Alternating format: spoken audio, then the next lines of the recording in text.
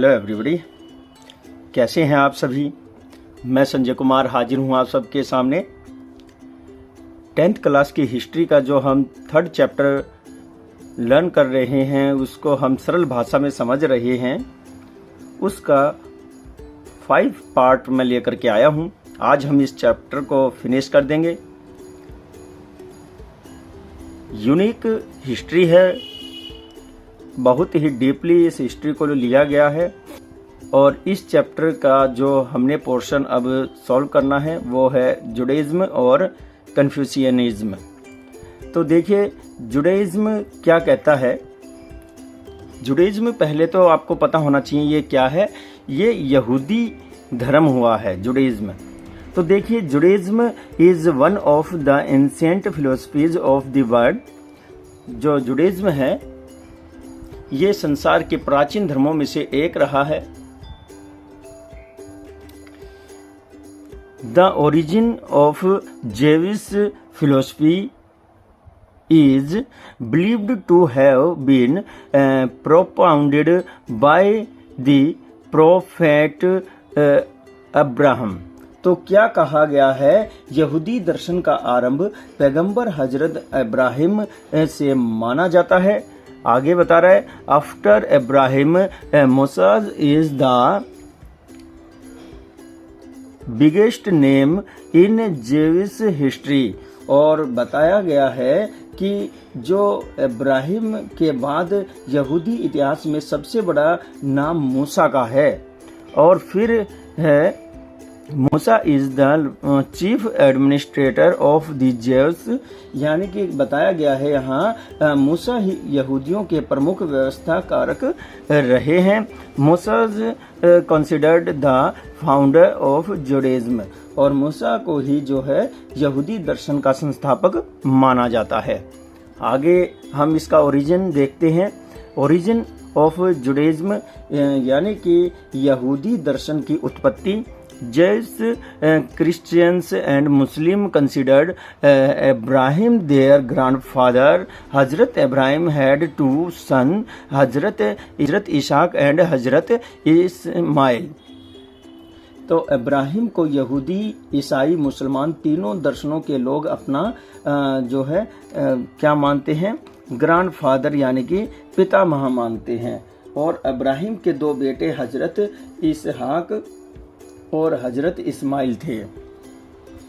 फिर इसमें बताया है कि both had the same father, दोनों के पिता समान थे, but there mother were different, लेकिन उनकी माताएं अलग अलग थी।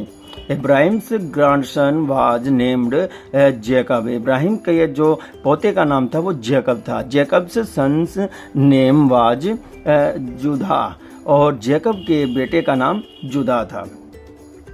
His descendants were called Jews after the name of Judah, और जुदा के नाम के बाद जो है उनके आने वाले जो वंशज हैं उनको ही यहूदी कहा जाने लगा।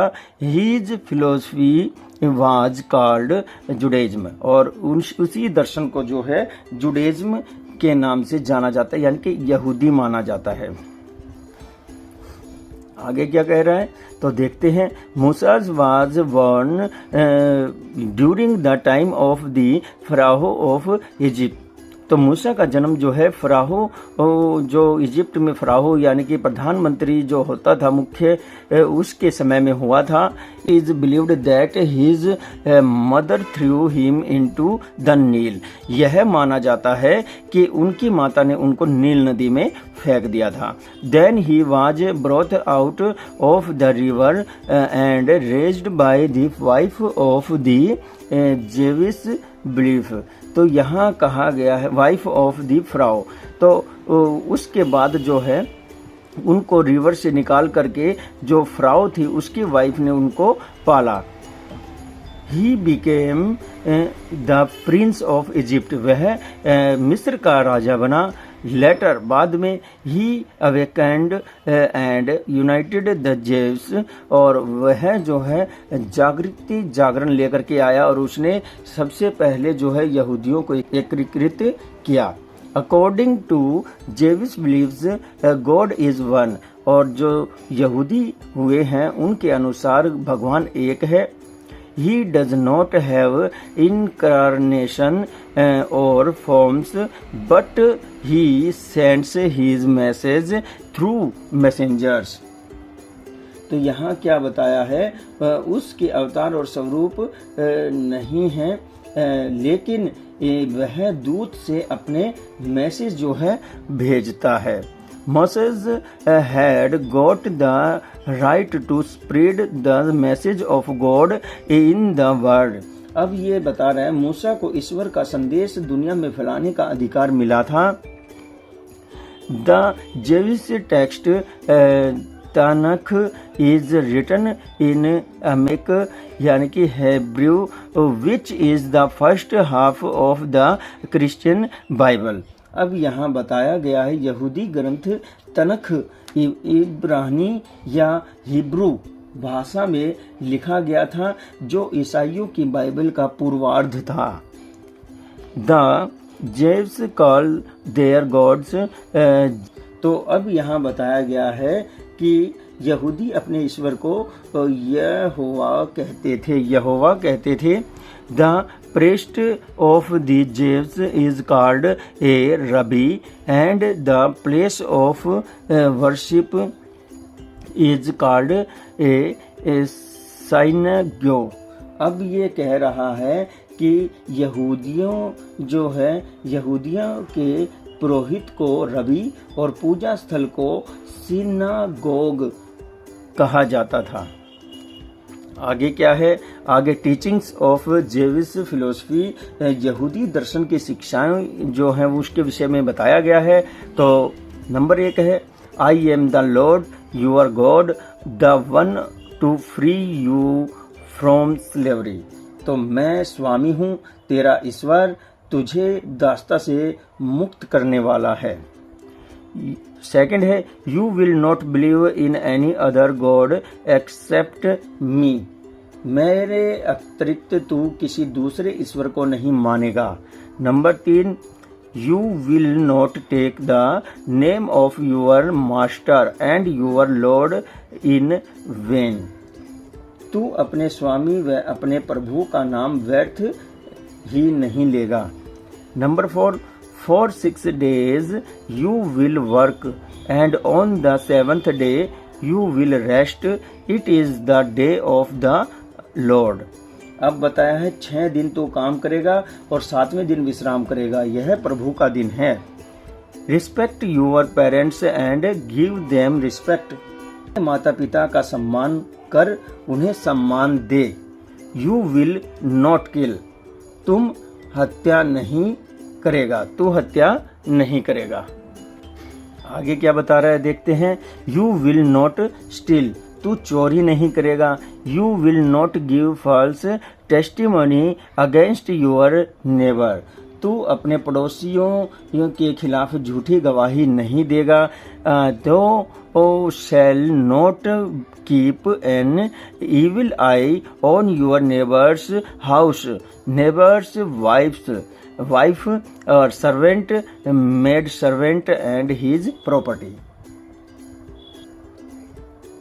तो बताया गया है तू अपने पड़ोसी के मकान, पड़ोसी की पत्नी, नौकर, नौकरानी और उसकी संपत्ति पर बुरी नजर नहीं रखेगा। According to Jewish philosophy, morality is the identity of mankind. तो यहाँ पर यहूदियों के दर्शन के मुताबिक जो है नैतिकता मानवता की एक पहचान होती है। अकॉर्डिंग टू देम, उनके अनुसार, मैन हैज 2 ऑप्शन, मनुष्य के पास 2 ऑप्शन होते हैं। Obeying the law of God, या तो भगवान के रूल को माने, एंड डिसओबेइंग हिज कमांड, और कह रहे हैं कि आज्ञा का उल्लंघन भी कर सकते हैं। ये 2 विकल्प होते हैं। फिर आगे बताया गया सिग्निफिकेंस ऑफ जेरूसलम। तो यहाँ पर यरूशलेम का महत्व बताया गया है। यरूशलेम is the disputed capital of Israel. तो यरूशलेम इज़राइल देश की विवादित राजधानी है। This is claimed by the followers of Judaism, Islam and Christianity. तो यहाँ पर बताया गया है कि इस पर यहूदी, इस्लाम और ईसाई तीनों दर्शनों के अनुयायियों का दावा रहा है। Because here used to be the holy Solomon temple of the Jews, और यहाँ बताया गया क्योंकि यही यहूदियों का पवित्र सुलेमानी मंदिर हुआ करता था, जो which is now just a wall, जो अब एक दीवार मात्र है। This city has been the birth place of Christ, यह शहर जो है क्राइस्ट की जन्म स्थल रहा है। But in fact Jerusalem has been the centre and capital of the ancient Jewish state. अब ये बता रहा है, लेकिन वास्तव में यरूशलेम प्राचीन यहूदी राज्य का केंद्र और राजधानी रहा है। It was here that Moses give religious instruction of the Jews, और यहीं पर मूसा ने यहूदियों को धार्मिक शिक्षा भी दी है। क्या बता रहा है? जेव्स इन इंडिया, तो भारत में यहूदी Jews entered India on the Malabar coast of Kerala, तो भारत में यहूदियों ने केरल के मालाबार तट पर प्रवेश किया था। The Hindu king had given the title and jagir to the Jewish leader Joseph, तो अतिथि प्रिय हिंदू राजा यहूदी नेता जोसेफ को उपाधि और जागीर प्रदान करते हैं। और फिर Jews have also settled in Kashmir and the north eastern states, और यहूदी कश्मीर और पूर्वोत्तर राज्यों में भी बसे हैं। तो बहुत ही बढ़िया यहाँ पर बातें बताई गई हैं। हम नेक्स्ट जो दर्शन है उसको देखते हैं। कन्फ्यूशियनिज्म जो दर्शन है, ये कन्फ्यूशियस के जन्म से ही उत्पन्न होता है। कन्फ्यूशियस जो हैं चीन में हुए हैं, उन्होंने एक विचारधारा को जन्म दिया, तो यही है कन्फ्यूशियनिज्म। तो देखते हैं, when the teachings of Lord Mahavir and Mahatma Buddha were being propagated in India, जब भारत में महावीर स्वामी और महात्मा बुद्ध अपना जो धर्म है उसका प्रसार कर रहे थे, उसी समय एक great social reformer was born in China, तो उसी समय जो है एक समाज सुधारक का जन्म होता है चीन में। Whose name was Confucius, उसका नाम क्या था? कन्फ्यूशियस था। At that time, due to the weakened power of the Zhou dynasty in China, और अब बता रहा है कि उसी समय चीन में इनका जन्म होता है, और फिर जिसका नाम कन्फ्यूशियस था, उस समय चीन में झोउ राजवंश की शक्ति कम होने के कारण वहां अनेक राज्यों का उदय हो रहा था। Many states were emerging there and they kept fighting among themselves. वो राज्य जो हैं आपस में लड़ते रहते थे। At this time, उस समय the people of China were living a very painful life, और उस समय लोगों का जो जीवन था चीन में वो बहुत ही पेनफुल था। At such a time, अब बताया गया है ऐसे समय में Confucius was born to teach the lesson of morality to the people of China, और ऐसे में जो है कन्फ्यूशियस का जन्म चाइना के लोगों को नैतिकता सिखाने के लिए होता है। अब आगे देखते हैं लाइफ ऑफ कन्फ्यूशियस।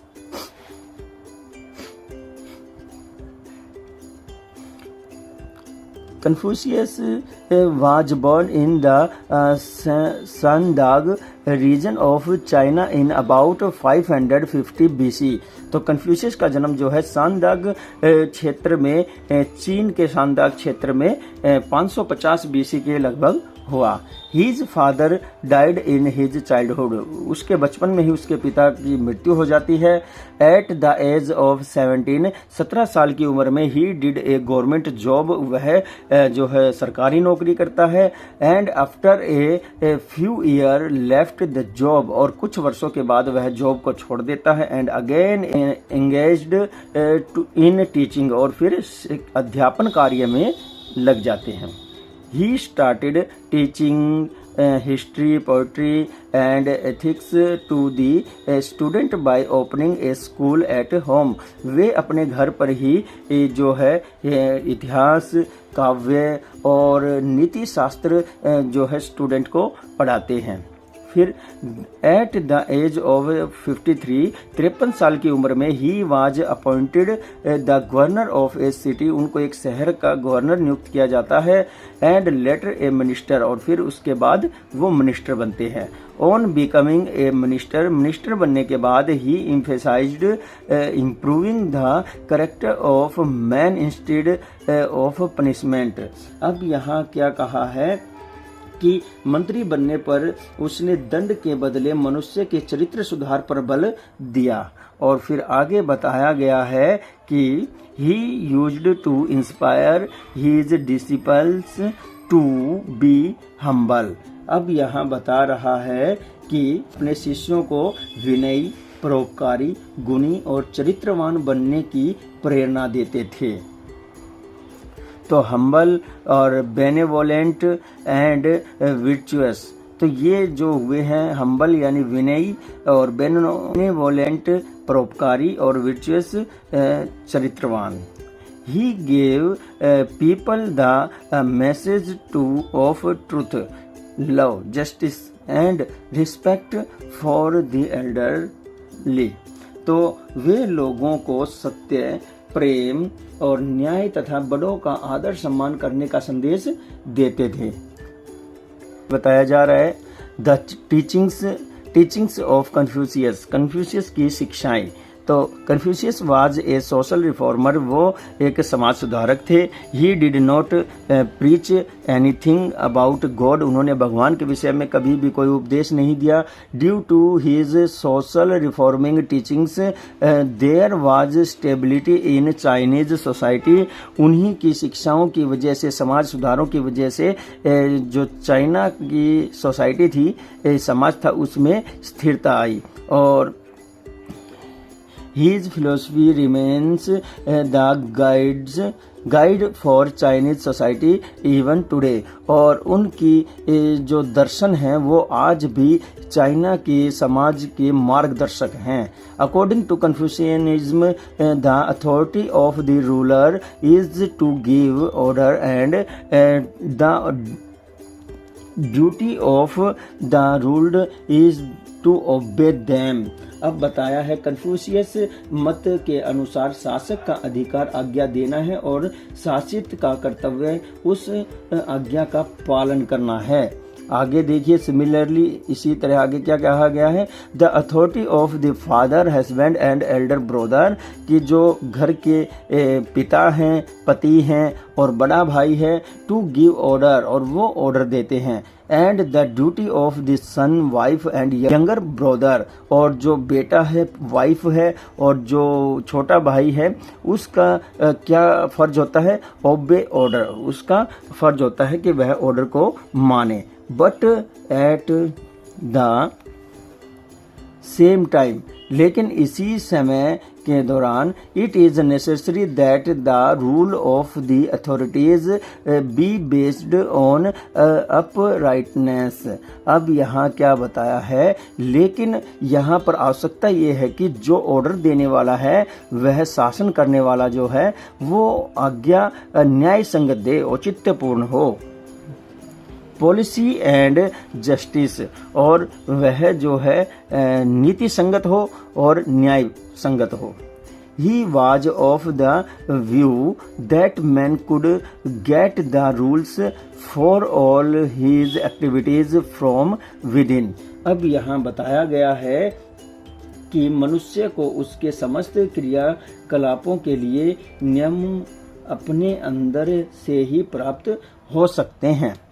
Thus, इस प्रकार we see that different philosophies developed in different region of the world। इस प्रकार हमने जो है संसार के अलग अलग क्षेत्रों में जो अलग अलग दर्शन हुए हैं उनका अध्ययन किया है।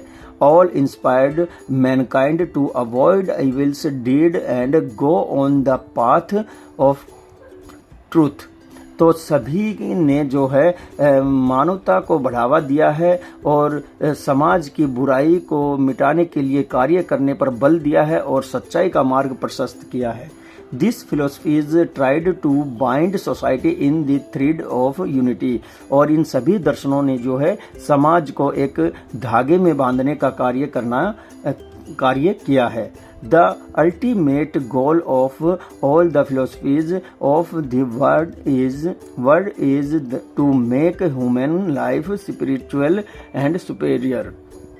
तो यहाँ पर बताया गया है कि अंतिम लक्ष्य जो है इन सभी दर्शनों का एक ही रहा है कि संसार के सभी लोगों को जो है मानवता सिखाई जाए और आध्यात्मिक रूप से उनको ऊंचा उठाया जाए तथा उनको श्रेष्ठ बनाया जाए।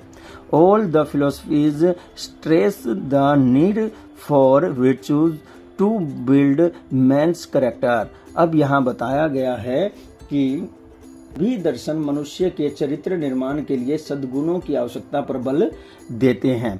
और फिर है human service, benevolence, non violence, love etcetera.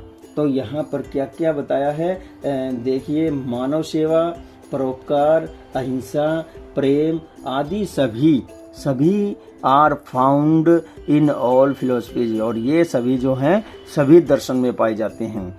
We should have some respect for all the philosophies। We should have some respect for all the philosophies। तो बताया गया है कि हमें सभी दर्शनों के प्रति सम्मान की भावना रखनी चाहिए। और यहाँ हमारा ये चैप्टर फिनिश होता है। बहुत ही बढ़िया चैप्टर है। इसमें संसार के हमने सभी जो दर्शन हुए हैं, विचारधाराएं हुई हैं, उनके विषय में हमने पढ़ा है।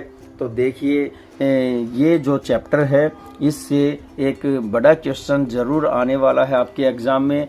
तो इन वीडियोज़ को 2 से 3 बार ज़रूर देखें एग्ज़ाम के टाइम पर, तो अवश्य देखें।